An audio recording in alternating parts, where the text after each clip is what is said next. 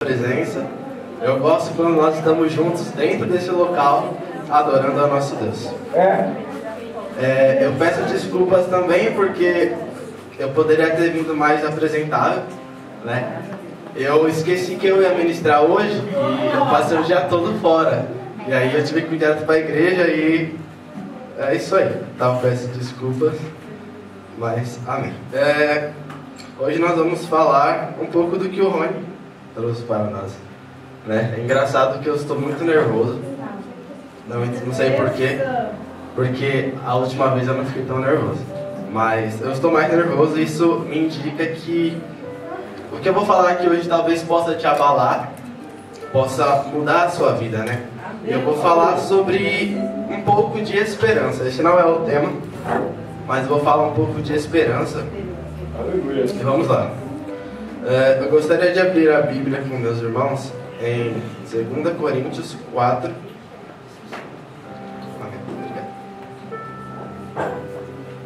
2 Coríntios 4, versículo 16 ao 18.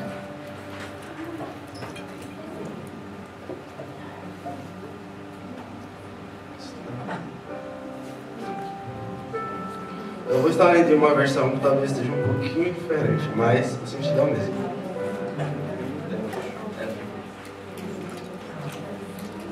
Eis porque nunca desanimamos.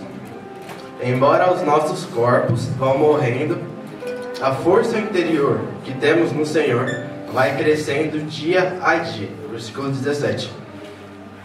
Estes nossos sofrimentos e aflições, afinal de contas, são bem pequenos e não durarão muito tempo. Entretanto, este curto tempo de angústias resultará na maior rica bênção de Deus sobre nós para todo o sempre. Versículo 18. Portanto, não olhemos para aquilo que podemos ver atualmente, as dificuldades que nos rodeiam, mas olhemos para frente, para as alegrias do céu que nós ainda não vimos. As aflições logo desaparecerão, mas as alegrias futuras durarão eternamente. Grande Deus, aleluia.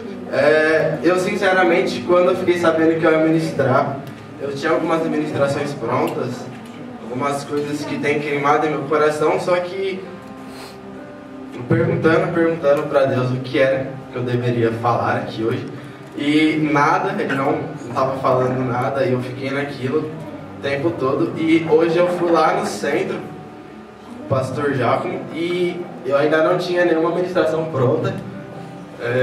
3 horas da tarde eu não tinha nada pronto ainda. E quando eu vim vindo do ônibus, eu comecei a orar. O ônibus estava meio vazio, então eu comecei a orar ali, e o Espírito Santo trouxe essa palavra, esperança ao meu coração. E é algo que eu gostaria de ter falado muito tempo atrás, mas eu não tive a oportunidade e eu acabei esquecendo, e o Espírito Santo me lembrou disso. Então vamos lá. O que é esperança? Eu peguei pelo Google a definição, e é interessante, é o sentimento de quem vê como possível a realização daquilo que deseja. Vou repetir. O sentimento de quem vê como possível a realização daquilo que deseja. Então a esperança, ela é o quê? Ela é aquilo que eu desejo e que eu acho que é possível. Um exemplo, eu tenho um filho que ele não está na igreja, mas eu tenho a esperança que ele vai estar aqui. Eu creio que é possível, eu tenho o desejo que ele estará aqui. Isso é a esperança, eu vou continuar acreditando que um dia ele vai estar aqui. E a esperança, ela nos ronda em toda a nossa vida. E eu digo que a esperança ela é uma coisa muito importante para nós. Porque a nossa esperança, a gente poderia trocar a palavra, quem quiser, por motivação. A esperança é uma motivação. Então, a esperança que você tem em algo é o que vai definir se você vai continuar acreditando por muito tempo, por pouco tempo, ou você nem vai dar crédito. Entendeu? Eu, quando era criança, eu tinha a esperança de ter um Buzz Lightyear do Toy Story. E minha mãe, toda vez que nós falávamos na loja, ela falava, no mês que vem nós compra, e não sei o que. E o brinquedo era meio caro na época. Na época era R$200. Hoje em dia não é tão caro isso, né? R$300 hoje? Não, porque evoluiu. Mas na época era R$200 E eu creio que era mais caro, por causa, né, que não estávamos vivendo hoje. Então minha mãe sempre falava isso, e eu acreditava naquilo. Eu tinha esperança de que um dia eu ia ter aquele brinquedo. E eu nunca tive esse brinquedo, entendeu? Então, tipo, eu creio que depois de umas 5 vezes que ela falou, eu já parei de acreditar. Eu nem lembrava mais do brinquedo. Eu falei, eu não vou ter, então pra que eu vou lembrar? Então, eu não tinha uma esperança tão grande naquilo, porque aquilo não era importante para mim. Eu queria, era um brinquedo, eu ia brincar. Eu tenho certeza que eu ia brincar uma semana, depois eu ia descartar ele, entendeu? Ia ficar lá parado, pensar alguma coisa. Mas a esperança se resume basicamente nisso. E a esperança, ela é algo que nós temos que definir como a nossa esperança principal. Nós temos que ter esperança que o nosso esposo vai se converter, que o nosso filho vai voltar para Jesus. Temos que ter esperança nessas coisas terrenas. Mas a maior esperança que nós temos que ter é que Jesus vai voltar. Essa é a maior esperança que nós temos que ter em nossos corações. É a maior esperança que nós temos que ter. E conforme essa esperança ela cresce, a gente vai entendendo mais de Jesus. Mas conforme a gente define que essa esperança não é tão importante para nós, a gente acabamos esquecendo muitas vezes que Deus ainda é Deus, que Deus não mudou, que Deus continua do mesmo jeito. E isso é muito engraçado, por quê? Eu creio que não foi só eu, mas quando eu era criança, nós éramos crianças, talvez você não se lembre, mas depois pense um pouco que você vai se lembrar. Nós tivemos muitas frustrações com nossos pais, com nossos amigos, por quê? Eles falavam algo e a gente acreditava. Um exemplo, esse brinquedo, minha mãe falou, acreditei, eu peguei aquilo com tanta força, mas nada aconteceu. E quando eu era criança eu fiquei muito frustrado com isso. Eu cresci, eu ficava jogando na cara da minha mãe, você não me deu o brinquedo. Você não me deu o brinquedo. E aí, isso é uma coisa que nós temos que pensar. Porque essa foi só uma coisa. Teve várias coisas que a gente passou por isso. É interessante, quando a gente vem para Jesus, a gente quer que a nossa esperança nele seja fenomenal. Mas aqui nós tivemos as experiências, não foi. Então como a gente quer ter algo que a gente nunca teve? Né? Então isso é uma coisa que é muito interessante. Tem muita gente que vem para Jesus e fala, eu acredito em Jesus, mas depois de 2 meses não acredita mais. A pessoa desanima, perde a fé, Então vamos lá. A sua esperança é o que está te movendo. Talvez você não saiba. Você está aqui nesse local porque você ainda tem esperança que Deus vai fazer alguma coisa na sua vida, que Deus vai vir, não sei. Você tem a esperança de alguma coisa, por isso que você chegou aqui, né? E é interessante, eu coloquei uma frase aqui que é uma realidade. Enquanto a nossa esperança for neste mundo, nós sempre vamos nos decepcionar. Enquanto a gente esperar coisas do mundo, a gente nunca vai pra frente, a gente sempre vai quebrar a cara. E a gente nunca vai sair do lugar, entendeu? A gente espera algo de uma pessoa humana e essa pessoa falha conosco. E a gente já fica meio frustrado com isso. E a gente acaba esquecendo que não é neles que nós temos que ter a esperança. Eu conheci um amigo esses dias, fiz amizade com ele lá na minha escola, e eu perguntei pra ele, o que você quer fazer, né, ano que vem, vai terminar o 3º e tal, o que você quer fazer, o que você quer trabalhar? E ele falou, eu não sei ainda, eu não faço a mínima ideia do que eu quero fazer, mas uma coisa eu sei, que eu quero ganhar dinheiro. Ele falou isso. E eu falei, você quer ganhar dinheiro? É isso, né? E ele falou sim, e eu falei, o que você está esperando para isso? Ele falou, eu não sei. Eu só quero ganhar dinheiro, mas eu não sei o que eu estou esperando. Quero ganhar dinheiro. Eu tinha ouvido, foi isso, eu estava planejando minhas metas para o ano que vem, e teve uma pessoa que falou para mim, por que você está esperando chegar o ano que vem para você fazer coisas que você podia fazer agora, nesse momento? Você poderia fazer muita coisa agora. E eu fiquei pensando naquilo, isso é uma grande verdade. Porque tem vezes que a gente espera coisas que não é para esperar. E é isso que nós estamos falando. Às vezes a gente deposita esperança naquilo que não é. Quem é que nunca... Um exemplo. Eu já passei por isso muitas vezes. É muito chato. Mas quem é que nunca, um exemplo, marcou um passeio para sábado. Aí você passa a semana toda. Sábado vai ter passeio. Sábado passeio. Aí quando chega sexta-feira à noite, fala, não vai ter mais. Deus. E aí você fica como? O que eu vou fazer sábado? Entendeu? Eu estava tão empolgado para aquilo que aquilo cortou e eu fiquei frustrado. Ou seja, a minha esperança ela não estava na coisa certa. Ela estava focada, não, sábado eu vou ter um passeio, eu vou, pronto. Então vamos lá. E eu anotei uma outra frase sobre esperança que é interessante.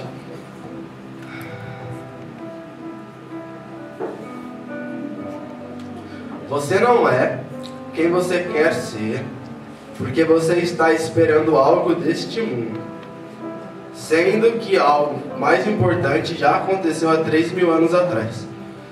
O que isso está significando, irmão Eduardo? Eu não sei o que você quer ser daqui 5 anos. Eu não sei como você vai estar espiritualmente, financeiramente, emocionalmente. Não sei. Eu sei o que eu quero ser. Eu quero estar bem em algumas áreas, quero alcançar alguns níveis de maturidade aí. Mas para isso eu não tenho que esperar nada desse mundo. Tem muitas vezes que a gente quer esperar coisas desse mundo para a gente fazer algo, só que a gente está se barrando. A gente não precisa esperar nada porque Jesus já pagou tudo 3.000 anos atrás. Jesus veio para que a gente pudesse caminhar sem parar. Porque antigamente as pessoas tinham que parar. Elas queriam ir além, só daqui o quê? Elas lembravam, não, eu tenho que entregar um sacrifício, eu tenho que pegar um bicho, matar, entregar um sacrifício para depois eu tentar fazer alguma coisa com Deus. Eu não tinha livre acesso. E hoje nós temos o livre acesso, só que a gente espera algo que eu não sei o que nós estamos esperando para ir, né? Mas vamos lá. E como ter esperança em nossos corações? Apocalipse 4, versículo 8 e 9.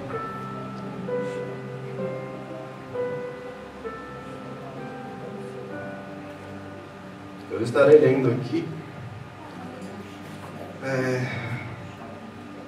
Cada um dos seres vivos tinha 6 asas, inteiramente cobertas de olhos, por dentro e por fora. Dia e noite repetem sem parar: Santo, Santo, Santo é o Senhor Deus Todo-Poderoso, que era, que é e que ainda virá. Versículo 9. Cada vez que os seres vivos dão glória e honra e graças ao que está assentado no trono, aquele que vive para todo sempre. Talvez você não entendeu isso daí, mas eu vou te explicar rapidinho. Existem seres que estão lá no céu, que adoram a Deus 24 horas cantando Santo, Santo, Santo, Santo. E o que acontece? Esses seres, eles têm 6 asas, cada um. E nessas 6 asas, tem olhos que cobrem essas 6 asas, de dentro e de fora. Olhos mesmo, eu fico importando só porque é muito louco, mas tem olhos que cobrem, né, as asas dele. E esses seres cantam Santo, Santo, Santo é o Senhor. Eu já falei isso daqui em um culto, mas é interessante. Para a gente ter esperança em Deus, a gente precisa ter algo muito básico, só que é difícil de alcançar e difícil de praticar, que é olhar para Deus. Porque esses seres, eles têm muitos olhos. Eu me pergunto o que esses olhos ficam olhando lá no céu.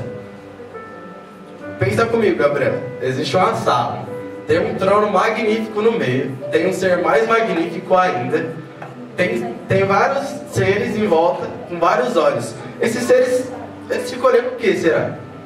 A porta para sair dali do templo, ficam olhando para o teto, ficam olhando para o chão, ficam olhando um para o outro. Eu creio, não sei se você crê, eu creio que esses seres, todos esses olhos, deve ser muitos olhos, só estão olhando para Deus. E conforme eles olham, eles cantam Santo. Então, ou seja, aquilo que eu vejo em Deus vai ser a resposta daquilo que eu vou liberar. Ou seja, eles veem Deus e eles falam Santo, Todo-Poderoso. E eles veem Deus de novo e falam Santo. E cada vez que eles olham, eles estão vendo algo novo, porque Deus é inimaginável. Deus, ele não se limita, sabe? Então eu creio, né, que para nós termos a esperança em Deus, nós temos que manter os nossos olhos focados nele. Porque a cada vez que nós olharmos para ele, nós vamos dizer Santo. Santo. Meu problema não importa, Deus é santo, eu estou vendo ele. Ele é o importante, certo? E é interessante, quando eu olho para Deus, nada me distrai. Nada me distrai. Eu já fiz esse teste, não olhando para Deus, porque é de outra forma, mas fisicamente. Eu tentei pegar alguma coisa, posicionar na minha frente, eu fiquei olhando só para aquela coisa. Só para aquela coisa. Eu tinha programado para fazer isso uns 10 minutos seguidos, sem parar. Eu fiquei olhando. Eu creio que depois de 2 minutos, passou um mosquito aqui, eu virei e olhei pro mosquito. Eu falei, Deus, isso não é possível. Eu não consigo passar 10 minutos focando em algo. Tá na minha frente, ó, não tinha ninguém lá. Por acidente, um bichinho passou do meu lado e eu orei. E é interessante. O que te faz não ouvir a voz de Deus, o que te faz não entender Deus, o que te faz reclamar da sua vida, o que te faz não entender os seus problemas, os seus processos, é porque você está sendo distraído. Enquanto Deus está aqui falando, ó, é isso, você está aqui. Isso. Você entende o que eu estou falando? Enquanto a Babi está falando para mim, ó, essa é a direção. Eu estou olhando para o David e o David está falando nada. Eu falo, Deus, por que você não está falando nada? Mas Deus está aí, ó, por quê? Então a gente tem que prestar atenção nisso. Tem muitas vezes que nós nos distraímos. Eu não estou dizendo simplesmente dentro da igreja. Eu nem vou falar aqui dentro, porque senão pode parecer que eu estou ofendendo alguém. Não é isso, tá? Mas a gente tem que prestar atenção em toda a nossa vida, e principalmente lá fora, porque lá fora é onde vai ter mais distração. Vai ter vários pensamentos, vai ter várias pessoas falando, faz isso. E Deus não é isso. E aí você ouve quem? A quantidade ou ouve Deus? Quando eu olho para Deus, eu não perco meu tempo. Como assim, irmão Eduardo? Eu já falei isso aqui, eu gosto de orar assim. Muito, não sei porquê, mas eu gosto. Tem algumas vezes que eu chego aqui e eu falo, Deus, eu não vim perder meu tempo nesse lugar. Todos aqui sabem que nós viemos cultuar a Deus. Não vou falar o que é um culto, porque todo mundo deve saber já mais ou menos. Então nós viemos aqui cultuar a Deus. Ou seja, tudo que nós vamos fazer aqui dentro é para adorar Ele, simplesmente. Nada é para mim mesmo. E eu sempre chego aqui algumas vezes e falo, Deus, eu não quero perder meu tempo. Como assim? Deus, eu não quero me distrair. Eu não quero chegar aqui e ficar reparando na roupa do meu irmão. Eu não quero chegar aqui e ficar olhando pro horário. Eu não quero chegar aqui e ficar reparando nas coisas. Eu tô aqui só pra Ele. Então, eu quero chegar aqui e olhar diretamente pra você. Não importa o que está acontecendo. Não importa o que está acontecendo. Então, ou seja, quando você vem pra cá, um exemplo, e você se distrai, você está perdendo o seu tempo. Você está gastando 2 horas dos seus dias que você podia estar fazendo outra coisa. Você poderia estar dormindo. Você poderia estar enchendo o saco da sua mãe, do seu pai. Você poderia estar trabalhando. Então, ou seja, quando você vem pra cá, mas você não tem um foco, é a mesma coisa de você não ter vindo pra cá. Então vamos lá. E é interessante, quando eu estou olhando para Deus, eu não consigo parar de adorar. Isso é bem óbvio, porque eu acredito que o que falta muitas vezes em nós é isso, é conhecer mais a Deus. Porque à medida que nós conhecemos a Ele, nós vamos sabendo quem Ele é. E vamos sabendo quem nós somos. Eu gosto muito de orar a Deus falando assim, Deus, me revele um pouco mais de quem você é para me indignar com quem eu sou aqui hoje. Sabe? Às vezes a gente se acomoda em uma posição. Não, eu cheguei aqui, eu consigo orar esse tanto, jejuar esse tanto, ler a palavra esse tanto, eu consigo adorar, eu consigo falar em línguas, eu consigo pular, eu consigo entregar revelação, eu consigo curar, eu consigo libertar, mas minha vida continua a mesma. Minha vida não muda, eu estou parado em um local. E o que precisa acontecer para a gente sair desse local? Deus precisa te revelar algo para mostrar que você não é nada disso. Deus precisa te revelar e falar, cara, você ora nada. Eu não quero 1 hora, eu não quero 2. Eu quero eternamente, cara. Sabe, eu quero que essa conexão não dure um pouco, mas dure para sempre. Aleluia. E é interessante, uns tempos atrás eu ouvi, foi uma ministração de adoração, e uma música que cantava eu não lembro muito bem, mas fala sobre os olhos de Jesus que queimam como um fogo. E essa pessoa que era ministrando, ela falou algo que é muito interessante. Eu não sei se você já viu em alguns documentários e tal, mas se você olhar bem de perto, David, dentro do olho de uma pessoa, no olho mesmo aqui, você vai ver o que essa pessoa está vendo. Ou seja, se alguém olhar bem perto do meu olho, ela vai ver a igreja. Porque isso que eu estou vendo vai refletir, né? E isso é uma coisa que é muito interessante. Por quê? Será que quando as pessoas olham para nós, elas estão vendo o quê? Porque essa ministração, ela é basicamente assim, ó. Esse ministrador fala que quando Jesus vir, ele vai ter olhos como fogo. E ele fala assim, será que esses olhos como fogo, será que somos nós que estamos queimando o fogo, está refletindo nos olhos dele? E aí, mas eu levei isso para outro lado. Será que quando alguém olha dentro dos nossos olhos, eles vão ver Deus? Ou eles vão ver ódio, raiva, problema, desentendimento, confusão?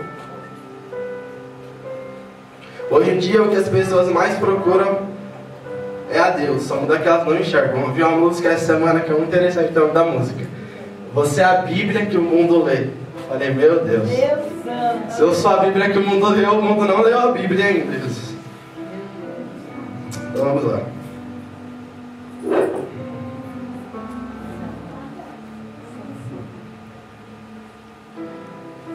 Eu gostaria de abrir em Mateus 5, versículo 6.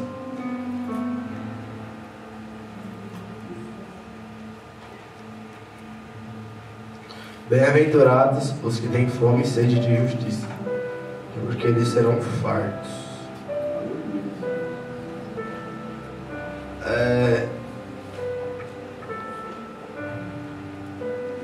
Tá bom, irmão Eduardo, eu preciso ter esperança em Deus, eu preciso acreditar em Deus, tal. Você já me falou que para me ter esperança eu preciso ficar focado em Deus, olhar para Deus, beleza. Mas como eu consigo olhar para Deus sem me perder, sem me distrair, Eduardo?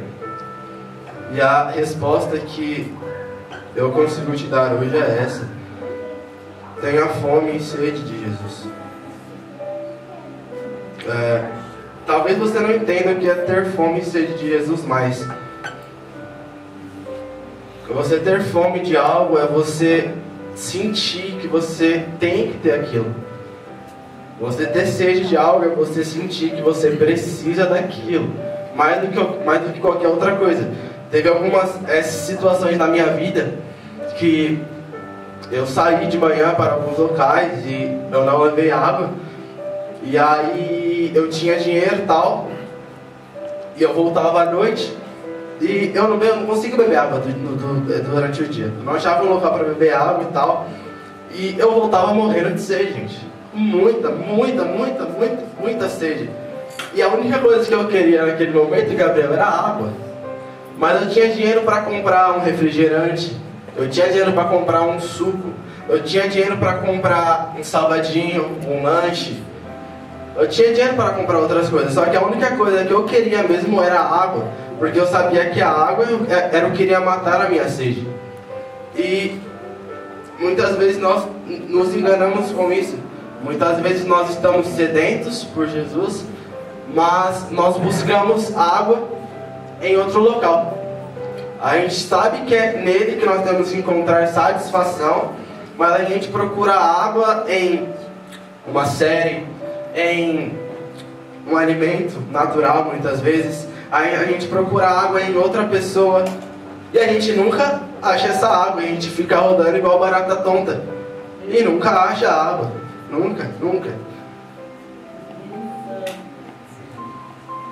Isso é muito forte. Eu pelo menos vejo que eu só estou de pé até hoje por causa que todos os dias que eu abro meus olhos eu consigo compreender que não é no meu pastor, não é nos meus irmãos, não é nos meus amigos, não é no meu celular, não é no meu computador, não é no meu violão, não é nada que eu vou encontrar satisfação, é só em Deus. E isso é tão sério que quando nós fraquejamos perante Ele, a gente bota a culpa no diabo muitas vezes. A gente bota a culpa nos nossos problemas, a gente bota a culpa muitas vezes em coisas que não são isso. Sabe, eu acredito que Deus ele está procurando uma geração, está procurando pessoas que não querem mais nada além dele. Sabe, eu sei que talvez isso vai doer em você. Isso já deu muito em mim, mas eu estou aprendendo a suportar. Mas, desculpa, o seu problema, o seu milagre, não tem que ser o centro, cara. Seu filho que está desviado, seu esposo, não tem que ser o centro. Enquanto isso estiver no centro, você nunca vai crescer, porque você vai viver só para isso. Você só vai orar por isso, você só vai buscar por isso, e você só vai ficar nisso. E quando talvez isso se resolver, você vai perceber: o que eu faço agora? Eu já consegui o que eu queria, e aí? Meu filho está na igreja, glória a Deus. E aí?